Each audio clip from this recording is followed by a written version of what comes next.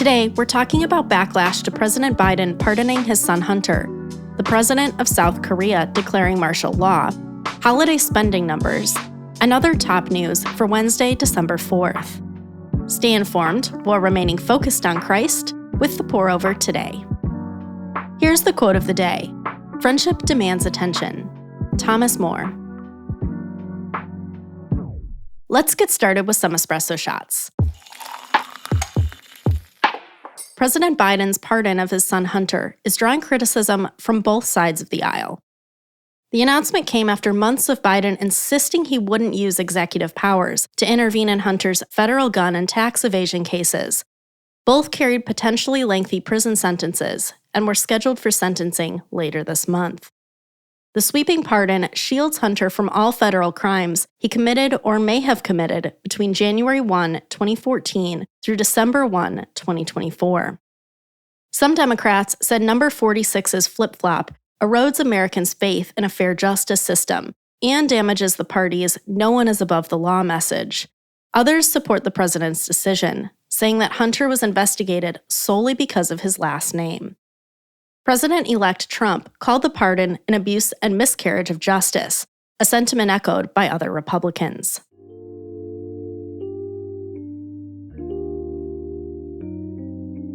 Being peaceable, gentle, and open to reason in the face of culturally hot topics is a sign of God's wisdom in us. Believing you're right is not an excuse to be harsh or disrespectful. James 3, verse 17 says, "But the wisdom from above is first pure, then peace-loving, gentle, open to reason, full of mercy and good fruits, unwavering, without pretense."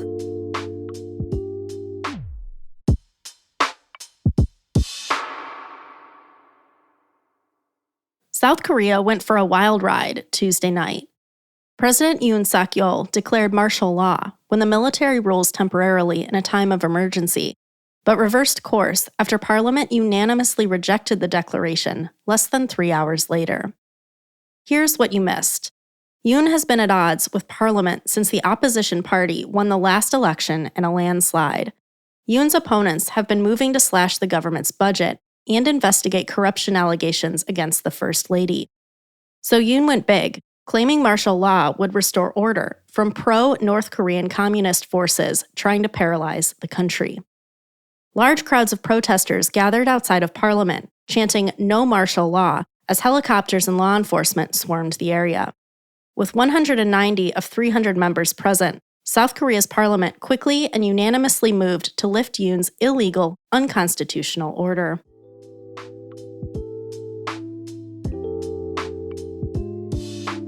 Christians live as strangers and exiles in our home countries, whether that temporary home is peaceful, disorderly, or somewhere in between.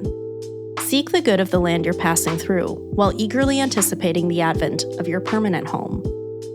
Jeremiah 29, 4-7 says, "This is what the Lord of armies, the God of Israel, says to all the exiles I deported from Jerusalem to Babylon. Build houses and live in them. Plant gardens and eat their produce. Pursue the well-being of the city I've deported you to. Pray to the Lord on its behalf, for when it thrives, you will thrive."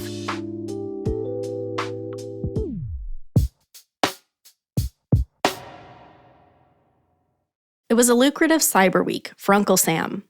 Shoppers were feeling festive, dropping a record $10.8 billion online on Black Friday, up 10% from last year, and another estimated $13.2 billion on Cyber Monday, up 6%. The biggest loser was in-store shopping, down 8%, while the biggest winners were retail behemoths Walmart and Amazon, obviously. But they've got competition.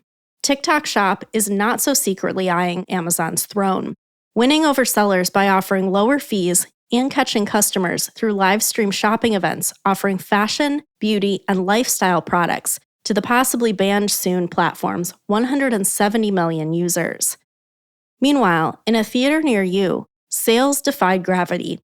Alongside Glicked, Wicked, and Gladiator 2, Moana 2 sales sailed $100 million past expectations, contributing to a record-shattering $420 million Thanksgiving weekend for box offices.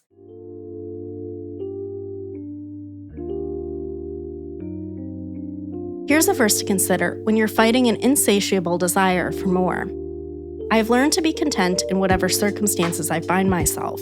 I know how to make do with little, and I know how to make do with a lot. In any and all circumstances, I have learned the secret of being content.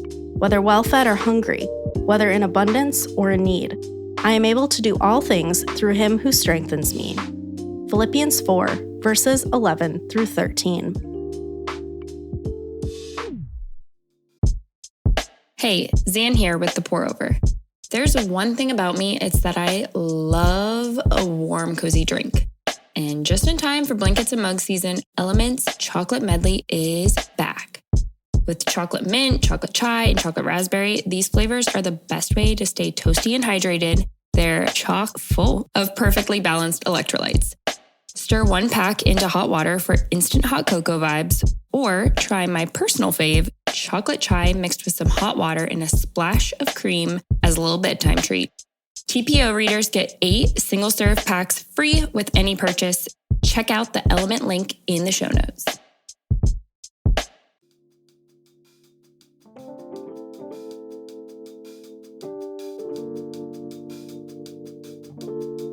In other brews, here's a rapid round of updates. Elon Musk lost a request to have his $56 billion 2018 pay package reinstated. The same judge who blocked Musk's payday earlier this year denied Tesla's appeal, saying the approval process for the largest compensation package in history was deeply flawed. Musk, whose net worth is north of $300 billion without the pay package, called the ruling absolute corruption.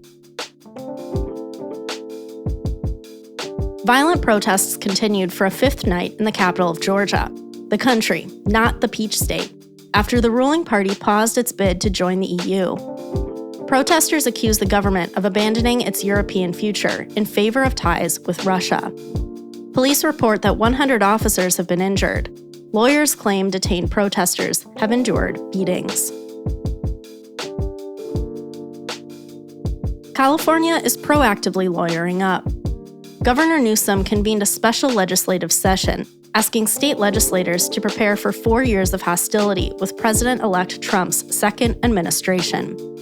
Newsom is requesting a $25 million litigation fund to help defend California from unconstitutional federal overreach, challenge illegal federal actions in court, and take administrative actions to reduce potential harm. President-elect Trump warned there will be serious repercussions in the Middle East if hostages in Gaza are not released prior to his inauguration in January. This follows the announcement that American-Israeli hostage Omer Nutra, who had been serving in the Israeli military, was killed by Hamas on October 7, 2023. His body is still being held in Gaza. And that's all we have for today. Thanks so much for listening. If you're listening on the Apple Podcast app, give us a 5-star rating and drop a review.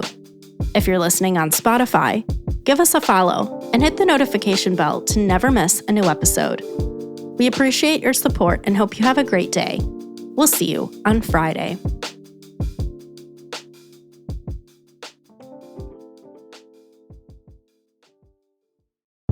Want to grow your savings while supporting Kingdom work? Christian Community Credit Union can help. For a limited time, CCCU is donating to Samaritan's Purse Rescue Children in Crisis initiative for each new member who joins and opens an account with them. Be sure to check out their high-yield harvest bundle, where you can earn 4% APY on harvest checking and 5% APY on harvest savings. Apply at mycccu.com/TPO with code RESCUE to start saving and support the rescue of children in crisis.